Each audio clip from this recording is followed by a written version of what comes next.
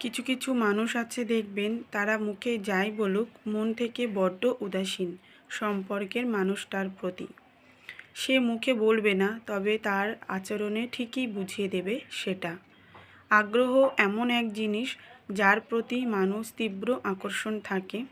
যে মানুষটার প্রতি আপনার মনে তীব্র আকর্ষণ আছে, সেই মানুষটার সাথে কথা বলার সময় আপনার আর অন্য কোনো দিকে ধ্যান থাকবে না। কিন্তু যে নিতান্তই উদাসীন অনাগ্রহী, দেখবেন আপনার সাথে কথা বলার সময়ই সে অন্য কিছুতে ব্যস্ত থাকবে।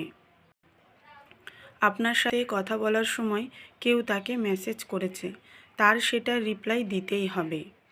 আবার আপনার সাথে কথা বলার সময় অন্য একটা ফোন কল এসেছে, সে আপনাকে ইগনোর করে সেই কলটাই রিসিভ করবে, যদিও তেমন জরুরি কল নয়। ভালোবাসা মূলত গুরুত্ব দেওয়ার বিষয়।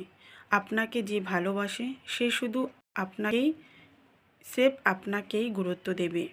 শত ব্যস্ততার মাঝেই দিন শেষে সামান্য একটু কথা বলার তৃষ্ণা নিয়ে আপনার অপেক্ষা তখন হতাশায় পরিণত হয়ে যাবে।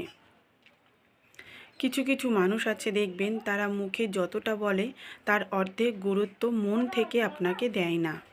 আপনাকে বোঝাতে চায় আপনিই সব, অথচ আচরণে ধরা পড়ে যায় আপনি তার কাছে কিছুই নয়।